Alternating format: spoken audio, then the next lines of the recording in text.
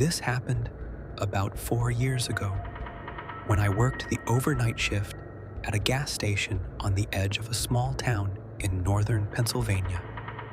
The station was open 24 hours, but after midnight, business almost completely died.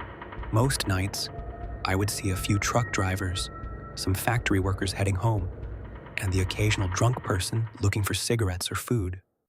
Other than that, I was alone. The gas station stood beside an old 2-lane highway, surrounded by woods. There were no houses nearby, and no other businesses within walking distance. Behind the building was a narrow service road that led to a locked storage shed and an overflowing dumpster. The overnight shift ran from 11 at night until 7 in the morning. Had been working there for around 3 months when this happened.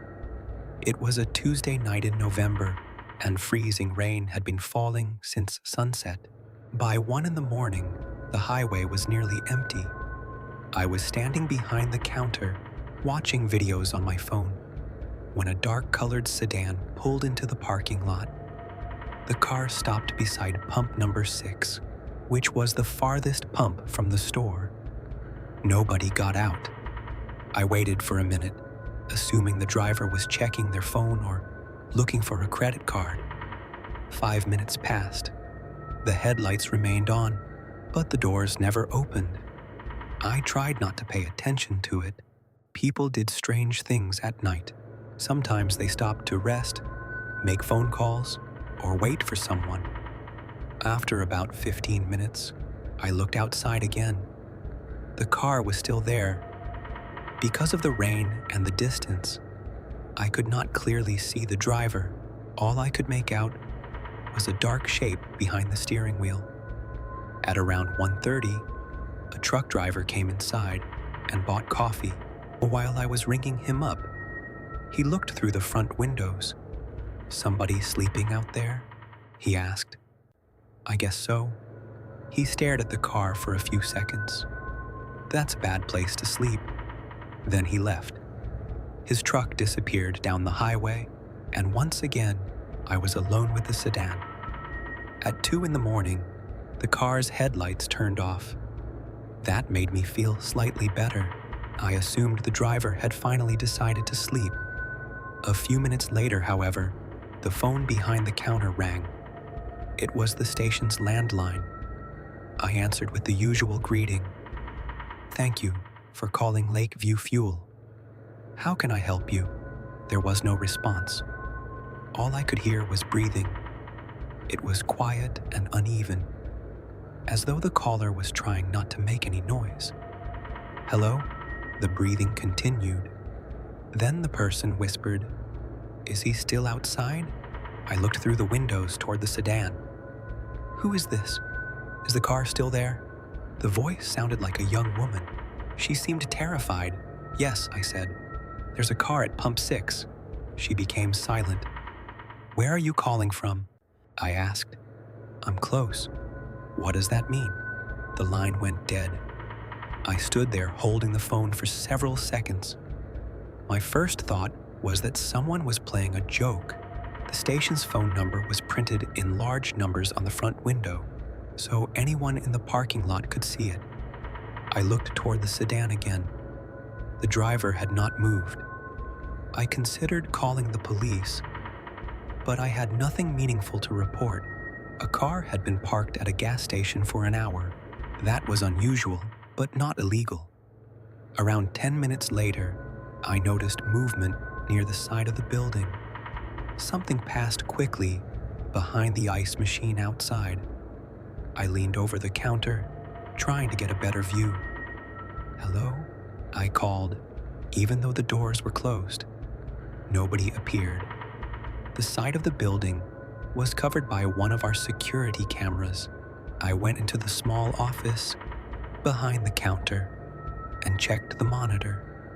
The camera showed the ice machine, the dumpster area, and part of the service road. At first, I saw nothing. Then I noticed a person crouching behind the dumpster. It was a woman. She was wearing a light-colored jacket and dark pants. Her hair was wet and hanging across her face. She kept looking toward the front parking lot. I picked up the phone and called the police. While I waited for someone to answer, the woman suddenly looked directly at the camera. She raised one finger to her lips.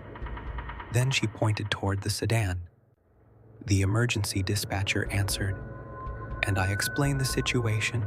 I told her there was a suspicious car outside and a frightened woman hiding behind the building. The dispatcher asked whether the woman appeared injured. I can't tell. Do not go outside, she said. Lock the entrance and remain behind the counter. Officers are on their way. I locked the front doors and turned off the automatic door sensor. When I returned to the monitor, the woman was gone. I switched between the security cameras, trying to find her. The parking lot camera showed the sedan at pump 6. The store camera showed me standing behind the counter. The rear camera showed an empty dumpster area, and then I saw her on the camera covering the employee entrance. She was standing inches from the back door. The door had no window, so I could not see her directly. A soft knock came from the rear of the store. 3 taps. I did not move. 3 more taps followed. Then the woman spoke through the door. Please let me in. I stayed behind the counter. The police are coming. I called. You have to let me in before he sees me. Who is he? She did not answer. I looked toward the sedan. The driver's door was now open. The seat was empty. A cold sensation moved through my entire body. I checked the cameras again. A man was walking along the side of the building. He was tall and wearing a long black coat. His face was hidden beneath a baseball cap. He moved slowly, looking around the parking lot. The woman began knocking harder. Please, she whispered, please open the door. I wanted to help her, but I kept thinking about what the dispatcher had said. Do not go outside. Do not unlock the doors. I asked the woman if she knew the man. He followed me from the rest area, she said. My car broke down. He said he would help me. Why didn't you come inside when you got here? I didn't know if he was alone. That answer confused me. What do you mean? Before she could respond, the knocking stopped. On the security monitor, I saw the man walk around the corner. The woman was no longer at the door. The man stopped and looked down at the wet pavement. Then he slowly raised his head toward the security camera. Even though I could not see his eyes beneath the cap, I knew he was staring directly at me. He walked back toward the front of the station. When he reached the entrance, he pulled on the locked door. I stepped away from the counter. We're closed, I shouted. The man looked at the sign displaying our 24-hour schedule. Then he smiled. He tapped on the glass and pointed toward the restroom hallway. Looked behind me. The women's restroom door was slowly closing. I had not seen the woman enter. The back door was supposed to lock automatically, but employees often left it slightly open when taking out garbage. I suddenly remembered that I had carried boxes to the storage shed earlier that night. I could not remember checking the door afterward. The woman had not been asking me to let her inside. She had already entered. She had been trying to make me focus on the man. I backed toward the office and grabbed the metal flashlight we kept beside the register. The man outside continued smiling. Then the restroom door opened. A scared woman stepped into the hallway. She was holding something in her right hand. At first, I thought it was a knife.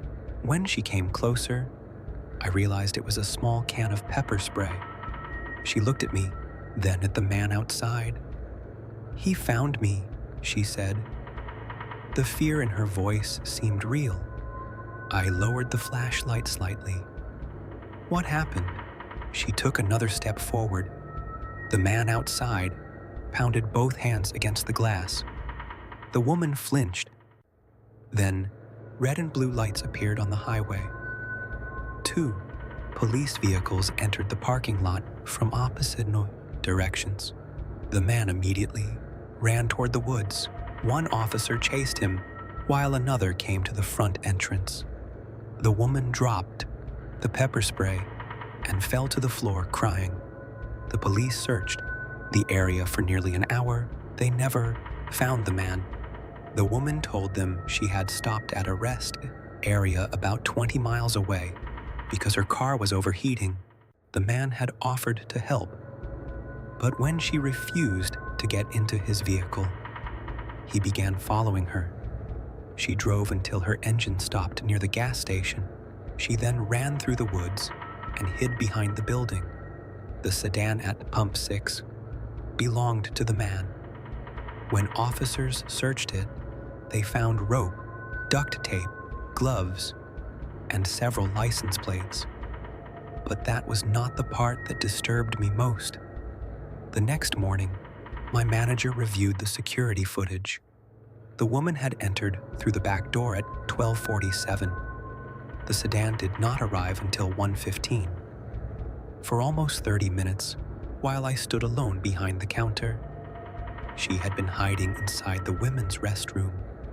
She never explained why she had waited so long to call me, and according to the phone records, the call asking whether the man was still outside did not come from a mobile phone. It came from the station's second landline, the one mounted on the wall inside the storage room behind me.